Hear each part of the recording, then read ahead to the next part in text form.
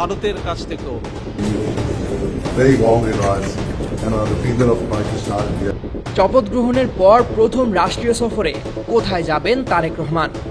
ভারত ও পাকিস্তানের তুমুল টানাটানির মধ্যে এই প্রশ্ন যখন কূটনৈতিক অঙ্গনে ঝড় তুলছিল, ঠিক তখনই এক অভাবনীয় মাস্টার স্ট্রোক দিলেন বাংলাদেশের নতুন প্রধানমন্ত্রী। ভারতের লোকসভার স্পিকারের হাত দিয়ে আসা মোদির ব্যক্তিগত চিঠি কিংবা পাকিস্তানের মন্ত্রীর লোভনীয় প্যাকেজ প্রস্তাব সবিনয়ে পাশ কাটিয়ে তিনি প্রথম সফরের জন্য বেছে নিচ্ছেন এক নিরপেক্ষ গন্তব্য ভুটান। ভারত নয়, পাকিস্তান নয়, তারেক রহমানের মন জয় করল হিমালয় কন্যার এই শান্ত দেশটি। ভারত পাকিস্তান উভয় দেশই তারেক রহমানকে প্রথম সফরে পেতে মরিয়া ছিল।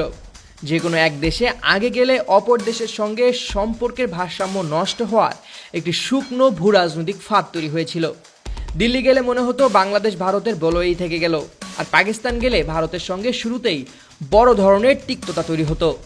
কিন্তু তারেক রহমান সেই ফাঁদে পা দিলেন না।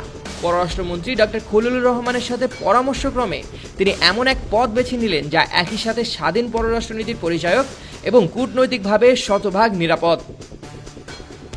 ভুটানকে বেছে নেওয়ার পেছনে রয়েছে ঐতিহাসিক ও কৌশলগত কারণ। 1971 সালে স্বাধীন বাংলাদেশকে প্রথম স্বীকৃতি দেওয়া দেশ এই ভুটান। সদ্য সমাপ্ত শপথ অনুষ্ঠানেও ভুটানের প্রধানমন্ত্রী দাশো শেরিং তোবগে উপস্থিত ছিলেন এবং তারেক রহমানের সঙ্গে উষ্ণ সাক্ষাৎ করে তাকে আমন্ত্রণ জানিয়েছিলেন। সার্কভুক্ত দেশগুলো দিয়ে সফর শুরুর এই ভাবনা প্রমাণ করে ঢাকা এখন আর কোনো একক পরাশক্তির ব্যাকইয়ার্ড বা আজ্ঞাবহ নয়। প্রতিবেশীদের মধ্যে বাংলাদেশ কাউকেই ছোট বা বড় করে দেখে না। শুধু আন্তর্জাতিক কূটনীতিতেই নয়, দেশের ভেতরেও চমক দেখাচ্ছেন তারেক রহমান। দায়িত্ব নেওয়ার পরপরই তিনি এমপিদের শুল্কমুক্ত গাড়ি ও সরকারি প্লট নেওয়ার রীতি বাতিল করেছেন এবং মন্ত্রীদের বাহুল্য খরচ কমানোর কড়া নির্দেশ দিয়েছেন, যা সাধারণ মানুষের কাছে ব্যাপকভাবে প্রশংসিত হয়েছে। একদিকে বিলাসবহুল সুবিধা বাতিল করে প্রশাসনের স্বচ্ছতার বার্তা দেওয়া, অন্যদিকে আন্তর্জাতিক কূটনীতিতে ভারত পাকিস্তানের রশি টানাটানি এড়িয়ে নিরপেক্ষ ভুটানকে বেছে নেওয়া, সব মিলিয়ে তারেক রহমান স্পষ্ট বার্তা দিচ্ছেন, আবেগ বা কোনো দেশের দাদাগিরি নয়, তার সরকারের একমাত্র মন্ত্র এখন সবার আগে বাংলাদেশ।